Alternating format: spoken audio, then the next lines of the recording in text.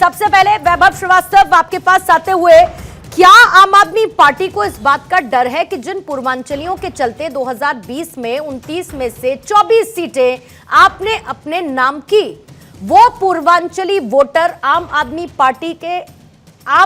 Party के पास से खिसक सकता है? क्या इस बात का डर है?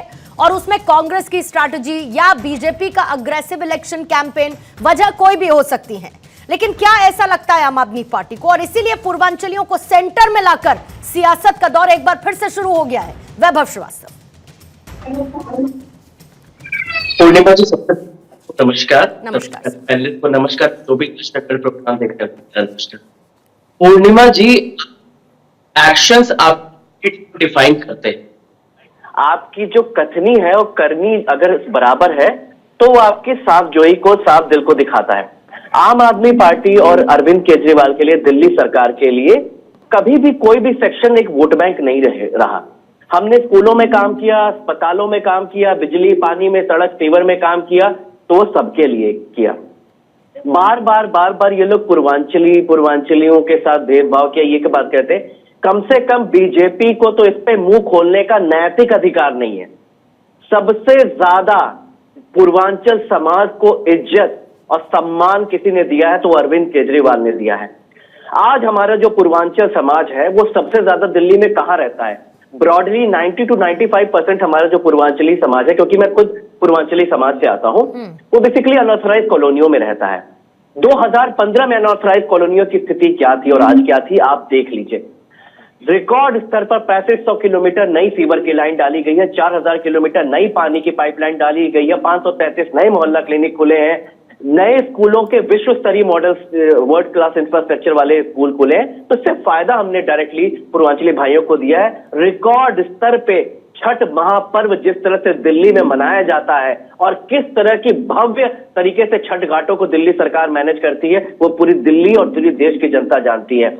सबसे ज्यादा पूर्वांचली भाइयों को किसी पार्टी ने टिकट दिया है, सम्मान दिया है, विधायक बनवाया है, तो आम आदमी पार्टी ने बनाया। इस बार की सूची में हमारी 10 विधायक को हमने, पूर्वांचली समाज से आने वाले विधायकों को हमने टिकट दी है। हमने कैबिनेट मिनिस्टर गोपाल राय जी जो पूर्वांचली समाज से आते हैं उनको बनाए। हमारे राज्यसभा में जो दहाड़ते हैं सांसद संजय सिंह जी, वो हमारे पूर्वांचल समाज से आते हैं। तो हमारे एक्शन हमारी डीड्स को दिखाते हैं, हमारी कथनी और करनी में कोई अंतर नहीं है। भाजपा ने 29 सीटें डिक्लेयर की है, एक सीट बता दीजिए हमारे किसी पूर्वांचली भाई के लिए दी है तो हम पूर्वांचली समाज के लिए आम आदमी पार्टी, अरविंद केजरीवाल के लिए पूर्वांचल समाज क्या है वो हमारा करना दिखाता है। और हम सभी पूर्वांचली भाइयों के लिए जो मान सम्मान, जो व्यवस्थाएं दिल्ली में अरविंद केजरीवाल ने जो बनाई है, उससे पूरा पूर्वांचल समाज उनको अपना भाई, अपना बेटा मानता है। ठीक है, यासिर जिलानी साहब जरा आप आ जाइए, क्योंकि पूर्वांचलियों को लेकर लड़ाई किस बात की वो हर कोई जानता है।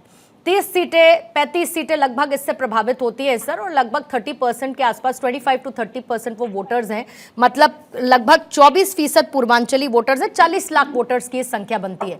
ये सब जानते हैं कि पूर्वांचलियों को अपने साथ लाना मतलब सियासी ताले को खोलने वाली एक चाबी है। लेकिन क्यों ये लड़ाई चल रही है कि हम ज्यादा बड़े हितैषी हैं पूर्वांचलियों के? एक पार्टी बताती है कि नहीं, ये तो हमारे कोर वोटर्स हैं। फिर अभी मैं कांग्रेस से सवाल पूछूंगी तो कहेंगे शीला दीक्षित के समय पर सारे पूर्वांचली हमें वोट देते थे। कुल मिला के तो वोट बैंक ही हुआ ना सर, जिलानी साहब। पूर्णिमा जी देखिए, शुचिता और नैतिकता के सबसे बड़े ठेकेदार तो अरविंद केजरीवाल हैं, जिन्होंने सब कुछ जो कहा वो सच कहा है। लेकिन अब आप बता दें, पिछले 11 साल में जिसने शुचिता और नैतिकता को अपना पैमाना बना के अन्ना के आंदोलन से और अपनी सत्ता के शिखर तक पहुंचने का जो सफर तय किया, तो पहला शुचिता और नैतिकता जो तोड़ा वो अपने ही गुरु अन्ना को धोखा देने के बाद। पूर्वांचल की लड़ाई इसलिए है कि अगर आप पूर्वांचल के लोगों की स्थिति दिल्ली में देखेंगे तो जो अर्थव्यवस्था है दिल्ली की, उसमें एक बहुत बड़ा रोल पूर्वांचल के लोग, उत्तर प्रदेश और बिहार के लोगों का है। ये सच्चाई। आप उनको दोगला कहेंगे, आप उनको फर्जी कहेंगे, किसकी, क्यों, आखिर आपको क्यों इतनी जरूरत आन पड़ी है उत्तर प्रदेश और बिहार के लोगों को गाली देने के लिए? अगर आपने इतनी बड़ी बड़ी योजनाएं दिल्ली को दी होती पिछले 11 साल में, तो आपको ये सब करने की जरूरत नहीं है। आप अपने विकास के मॉडल पे चुनाव लड़ रहे होते। आपने हर नल को जल दिया होता, हर नल को जल दिया होता तो आपको उत्तर प्रदेश और बिहार के लोगों को गाली नहीं देनी होती। आपने सड़क गड्ढा मुक्त बनाया होता तो आपको गाली देने की जरूरत नहीं थी। आपने एक भी मदन लाल खुराना और शीला दीक्षित के बाद कोई हॉस्पिटल यहां बना दिया होता तो आपको गाली देने की जरूरत नहीं होती। अगर आप तब गाली नहीं देते जब आप कोविड काल में जो सबसे इस सदी की सबसे बड़ी त्रासदी थी, उस वक्त आप अपने घर में बैठ के वियतनाम के पर्दे और इटली के मार्बल के ऊपर डिस्कशन करके अपना शीश महल नहीं बना रहे होते, तब आप गाली नहीं देते। सम्मान की बात है पूर्णिमा जी, जो भी पूर्वांचल का है, अगर वो दिल्ली में रहता है, वो अपने सम्मान के साथ किसी तरह का खिलवाड़ नहीं किया। बहुत मेहनत कश लोग हैं जो छोटे छोटे गांव, कस्बे और शहर से आते हैं एक सपने को लेके दिल्ली में और अपने सपने को साकार करने में पूरी मेहनत लगा देते हैं।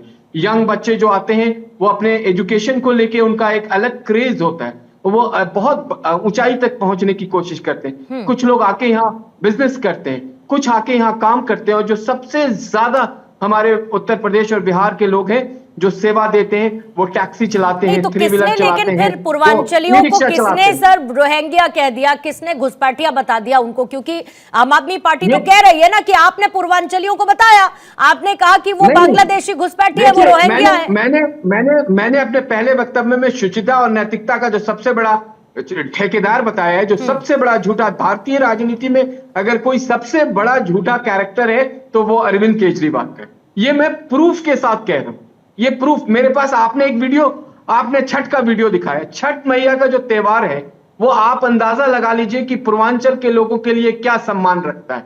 पिछले 11 साल में 11 मर्तबा इन्होंने झूठ बोला कि हम यमुना मैया में ऐसी व्यवस्था ला देंगे कि छठ में किसी तरह की कोई प्रॉब्लम नहीं होगी। 11 साल में यमुना मैया साफ नहीं कर पाए। कहां गया वो पैसा? क्यों आपके अंदर से आप भी मुझे लगता है जो लोग भी पूर्वांचल से ताल्लुक रखते हैं उनके अंदर से ये बात आज उठ रही है। आज 70 विधानसभा में लोग इनके कैंडिडेट को घेर के काले झंडे दिखा रहे हैं और इनसे सवाल कर रहे हैं कि हमने तुम्हें, ये सही कह रहे हैं, इनके पार्टी को 17 विधायक पूर्वांचल के लोगों ने जिताया। इनकी जो सरकार चल रही है एक अहम हिस्सा पूर्वांचल का है, लेकिन आप वो सारी चीजें वैभव जी जवाब दीजिएगा जल्दी से, फिर उसके बाद बाकी मेहमानों के पास, सुभ्रांश जी फिर उसके बाद फौरन आपके पास आती हूँ। देखिए, ये यासिर भाई जो बात कर रहे हैं, सुचिता की कसम से बीजेपी को तो शर्म आनी चाहिए। मैं आपको दिखाता हूँ एक चीज, ये 2014 का विजय गोयल जी का स्टेटमेंट है, इंडिया टुडे पे है। ये देखिए स्टेटमेंट में आपके सामने बताइए सर क्या लिखा है? स्टेटमेंट लिखा है कि stop UP Bihar migrants from settling in Delhi. ये बीजेपी के तत्कालीन सांसद और अभी भी इनके सबसे बड़े नेता विजय गोयल, मैं दिखा रहा हूँ कोर्ट के माध्यम से 5 बार नेताओं से माफी मांगा है। ये कुछ भी कोर्ट कर देंगे, किसी तरह की बात कोर्ट कर देंगे तो नहीं माना जाएगा। नहीं, ये गलत बयान बता रहे हैं यासिर जिलानी, या इसका जो पर्सपेक्टिव है वो गलत बता रहे हैं। मैं आपसे क्लियर कर लेती हूँ ना, ये बयान गलत बता रहे हैं या इसका पर्सपेक्टिव गलत बयान कर रहे हैं यासिर जिलानी? आप बार बार आपके लोग कोर्ट के माध्यम से माफी इसीलिए मांगते हैं कि आप झूठ बोलते हैं। मैं स्टेटमेंट सही है कि नहीं ये बताओ, ये बताइए यासिर भाई, आगे मैं झूठ बोल रहे हैं, झूठ स्टेटमेंट है। ये देखो आपने पूरा स्टेटमेंट उनको कोर्ट नहीं किया, कोई भी लिख देगा उसके आधार पे मैं अपने बयान को नहीं दे सकता हूँ। आप जो उनका स्टेटमेंट 2018 में था उस पूरे स्टेटमेंट को लेके आइए, कोई भी कहीं से निकलेगा उसको विजय गोयल जी का स्टेटमेंट है, विजय गोयल जी का स्टेटमेंट है, विजय गोयल जी का स्टेटमेंट है, विजय गोयल का स्टेटमेंट है, विजय गोयल का स्टेटमेंट है, विजय गोयल का स्टेटमेंट है, ये कल का वीडियो है। कोई आप ये भी नहीं कह सकते हैं कि AI और उसका इस्तेमाल करके किसी तरह का टेक्नोलॉजी का इस्तेमाल करके किसी ने आपके बयान के साथ छेड़छाड़ किया। लाइव चैनल के सामने लाइव बोला, लाइव गाली दी, जो यूपी बिहार वालों को जवाब देना होगा। देखिए धर्म की बात ना करें, कल लाइव चैनल से आके जो एक सेकंड, इस तूतू में जिलानी साहब नहीं पढ़ेंगे।